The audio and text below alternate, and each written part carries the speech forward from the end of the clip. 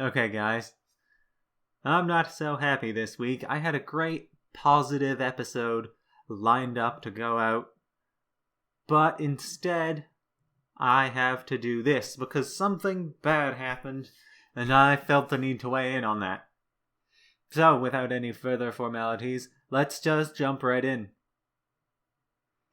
Yeah, for those of you who haven't immediately noticed what's going on, my issue is that No Man's Sky is on the Steam bestsellers list. And not just on the bestsellers list. No Man's Sky is currently the game selling the 5th most on Steam. That's since changed, it's gone down, and it's not actually on the front page anymore. But it was for a little bit. And this I find very problematic. Because, guys, this game isn't out. This game isn't coming out until June. And people are buying it. And I see this as symptomatic of the hype culture that surrounds games, and I think that is a problem, and now I'm going to talk about it. No Man's Sky is... well, that's kind of the problem. We don't quite know what exactly the game is. We know that it's a game about getting to the center of the galaxy. We know that the game involves exploring, there's NPCs, there's space police. You can run around on planets, but you can also fly around in space. You can be a pirate, you can be a trader, you can be a bounty hunter, you can be an explorer. And look, guys, this is as petty as I'm gonna get. But guys, seriously, the trading in this game is going to suck. It's not going to be very good. Because any time that a game that with long travel times has trading in it, it's not very good. At least in my experience. When I'm trading, I do not want to have to meddle around with the complicated necessities of flying a spaceship for 5 minutes in between trading posts. Which is why the best trading game, incidentally, is Smugglers 5, because it's entirely menu-based, and traveling from planet to planet takes 10 seconds. Alright, I think the best way to explain the confusion of the marketing is just to tell you my experience in trying to figure out what this game is. So, the No Man's Sky website says this about the game. Choose whether to share your discoveries with other players. They're exploring the same vast universe in parallel. Perhaps you'll make your mark on their worlds as well as your own. This doesn't tell us a lot, but it suggests that all the players are operating on the same shared universe, because you can see their impact. But Steam lists the game as single player. Then I went, okay, I get this idea. The game is single player, but there's a master server, and the large actions that players take will be seen in other players' games because they'll change the master server that controls everything. But you won't actually run into other players. But then, the GameSpot video, which I'll also throw a link below, by Alexa Ray Corriea, says that the game devs have compared their multiplayer to Dark Souls and Journey, and that the odds of running into players is astronomical, but that suggests that you can run into players at all.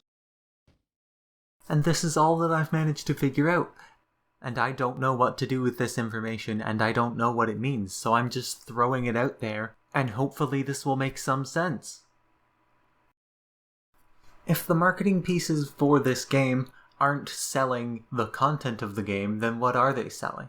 Most of the emphasis of the game's marketing has been on the fact that the game is procedurally generated. That is it. That is the big hook to this game. The idea is that because they're procedurally generating, or because they wanted the scale, they're doing a procedurally generated universe.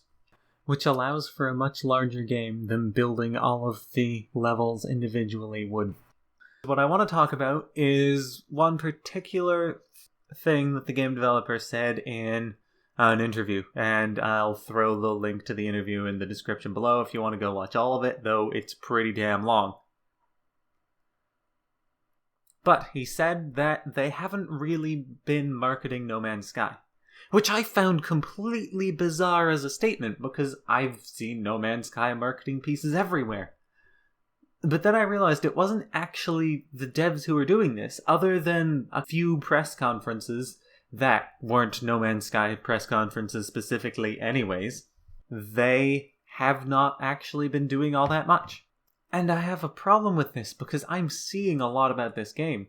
And I'm realizing that it's because people are really excited for it. And specifically people within the field of games journalism are, and people are writing hype pieces about this game, and it's not even out. Anything that you can play is a demo, and it's under construction right now. And I really feel like this is being embraced by the company, because now they're selling it for full price. They're selling a $150 collector's edition. They're selling art prints. They're selling a vinyl soundtrack. Yeah, they're selling like vinyl record soundtracks. Well, they were. They're sold out now.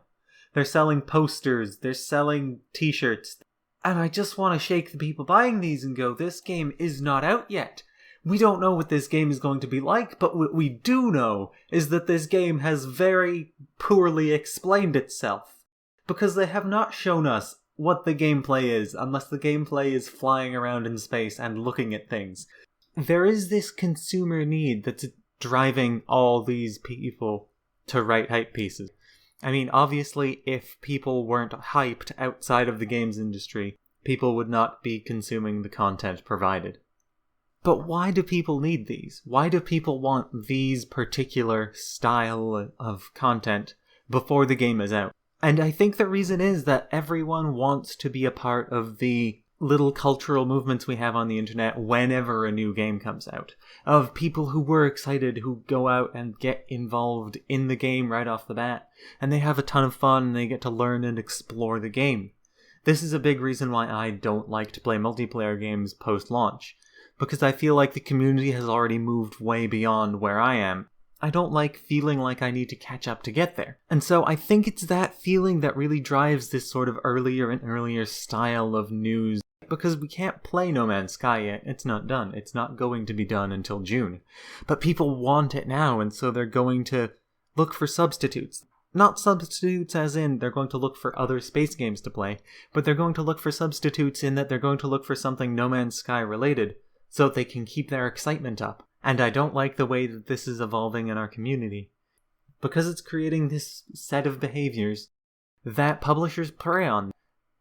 This is why these $150 collector's editions, this is why pre-orders and pre-purchases are pushed so heavily.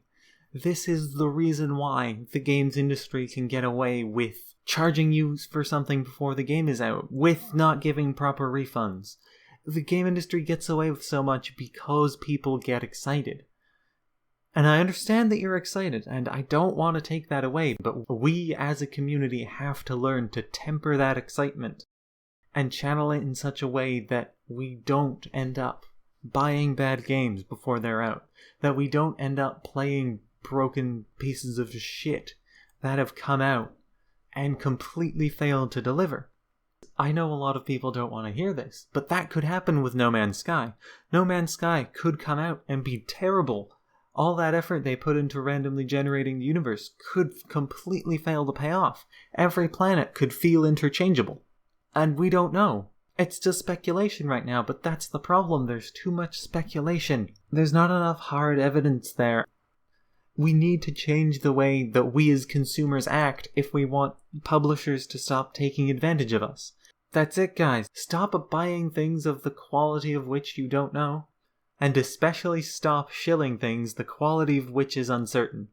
Alright guys, I'll come back next week with a follow-up episode because I felt like I needed to put this out just to lay the groundwork. And next week I'm going to get into talking about the real meat of the issue that I feel gets raised by this. But next week, I want everyone to be starting on the same place.